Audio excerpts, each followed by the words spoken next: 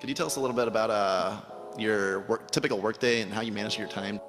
I'm on Think Week about 50 weeks a year. I work about 2. And you'd be surprised at my days. I mean, they're very unstructured, no meetings, none. I mean, I don't like meetings. And I read a lot. I wish I were a faster reader. I'd get more done, but I do read a lot, and I'm on the phone a moderate amount. Our businesses run themselves basically out there. My job is allocating capital, and that's what I'm thinking about. But I don't like to have things all packed hour to hour to hour. And Bill and I are both extraordinarily lucky. I mean, we really get to do what we like to do, the way we want to do it, with people that we choose to be around, and they're terrific. I mean, we've really got everything our way, and we're very fortunate. And in his world, he has a different kind of pace than I have, but we both love it the way we do it. And my guess is that we're each the most productive in that particular mode too, because it fits our personalities and aptitudes.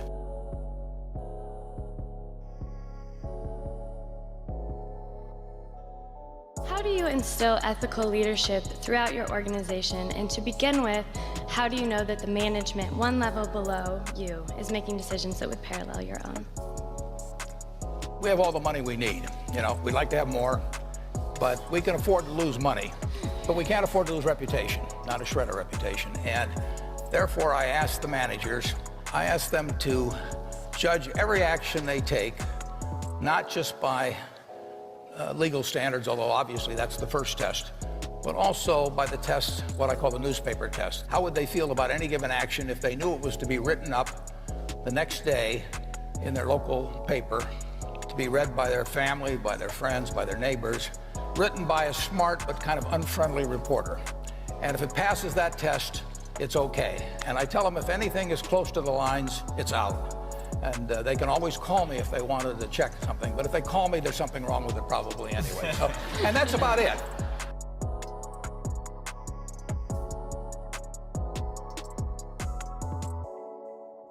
And I was just wondering, what is the best piece of advice you've ever been given, and how has it impacted your personal or professional lives? What did I tell you that impressed you the most? Actually, I can answer that. When first I met Warren, we were talking about getting together and doing something again, and he pulled out his calendar, and the pages were so blank. And I said, wow, you've managed to avoid getting tied into a lot of kind of meaningless activity. And Warren said, yeah, you have to be good at saying no and picking the things that really make a difference. And that's one of many things I've learned from Warren, but that's one of my favorites. And so I can blame it on him whenever I'm turning things down. Yeah, well, actually, I told him that was it. The truth is I don't get invited anyplace.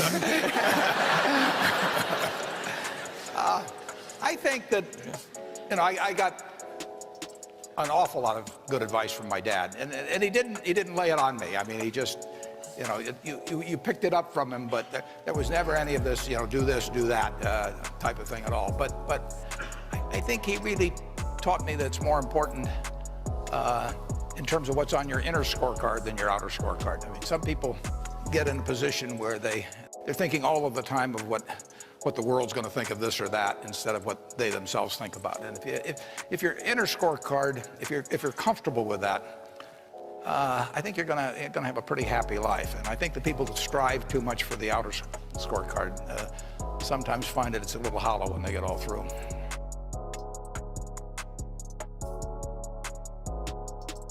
I'd like to know, we all consider you to be the financial business experts, and we look to you and follow your lead. But when you need advice and feedback about an idea or decision, I'd like to know, who do you go to? Well, usually I look in the mirror, to be perfectly honest.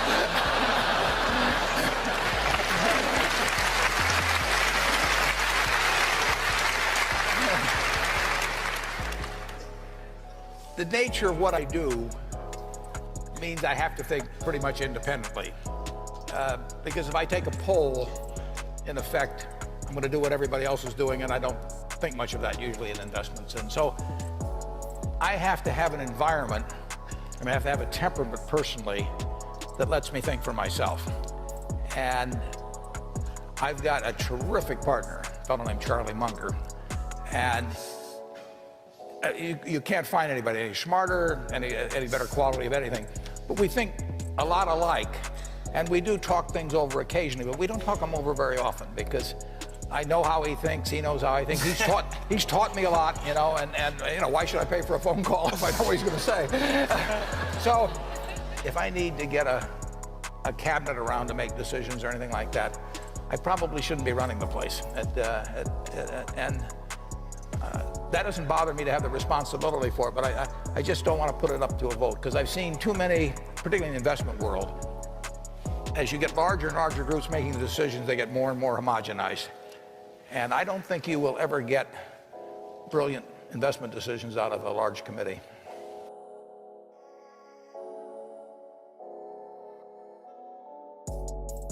You both have several managers working under you, so I was wondering what are some steps that a new entrant into the job market can take to accelerate their journey towards an upper level management position?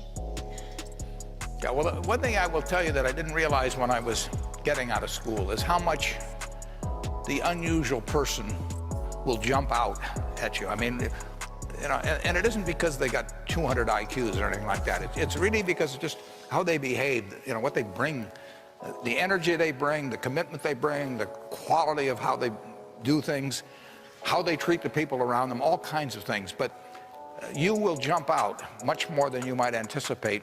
One of the things you would want to be sure to do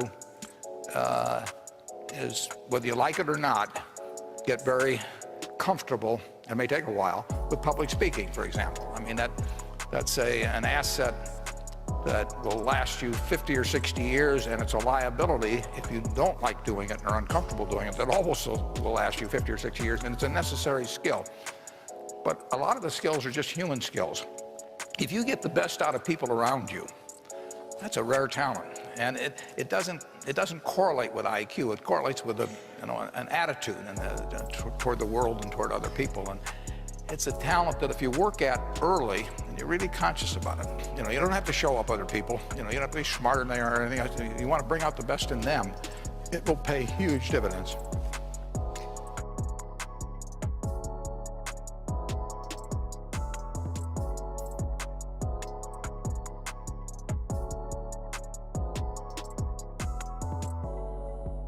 A lot of us are pursuing higher education because we want to leave the world a better place than the one we found it. And as one person at the end of the day who can actually affect tremendous amounts of people and ideas, how do you make your decisions?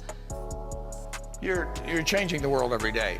I mean, if it's nothing but the children you have, I mean, you are forming their view of the world, and you do it every day. So you are a teacher.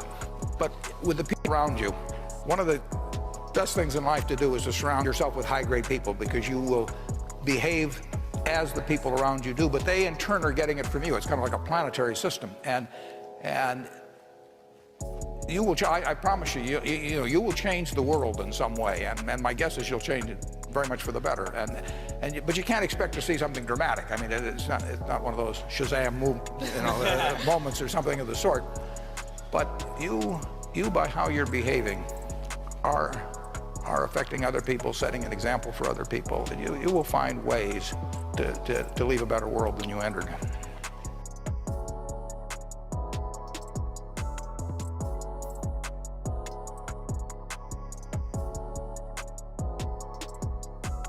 When you were just beginning your career, what sort of things do you think made a big impact in your success? What habits did you develop, and kind of what sort of things could you pass on to us as younger people?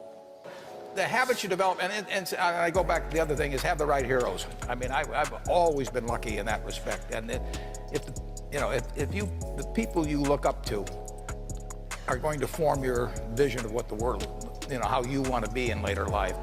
And I'll give you two pieces of advice. I'd invest as much in myself as you can. I mean, you're your own biggest asset by far. I mean, you've got all kinds of potential. All the people in this room, you're lucky to be in this country, gotten a good education, but most people go through life using up a very, very small part of their potential. And so anything you do that invests in yourself,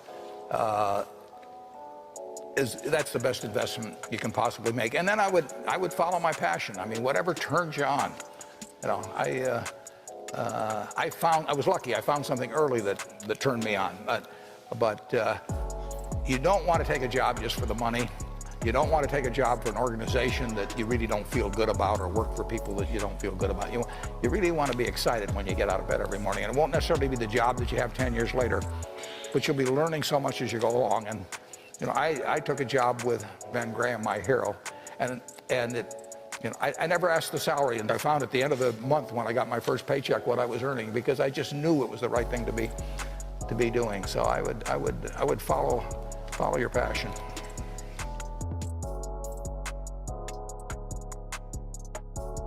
Obviously, as a public, what we hear most about are your successful investing in ventures. I was just wondering, what would you consider to be the worst investment you've ever made? The worst investment I ever made? How long do you have? I've made some very bad ones, but that doesn't really bother me. You know, it may bother the shareholders, but that's another question. You know, you're gonna make mistakes in life. I mean, there's no question about it. You don't want to make them on the big decisions, you know, who you marry and some things like that. So there's no way I'm going to make a lot of business and investment decisions without making some mistakes. I may try to minimize them. I don't dwell on them at all. I don't look back. The biggest mistakes are the ones that actually don't show up. They're the mistakes of omission rather than commission. We've never lost that much money on any one investment.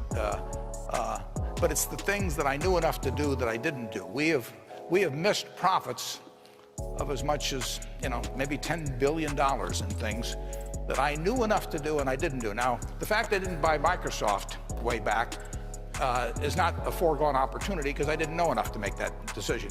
But there have been other investments where I did know enough to make the decision, and for one reason or another, I either didn't do it at all, or I did it on a small scale. I was sucking my thumb when I should have been writing checks, you know, basically.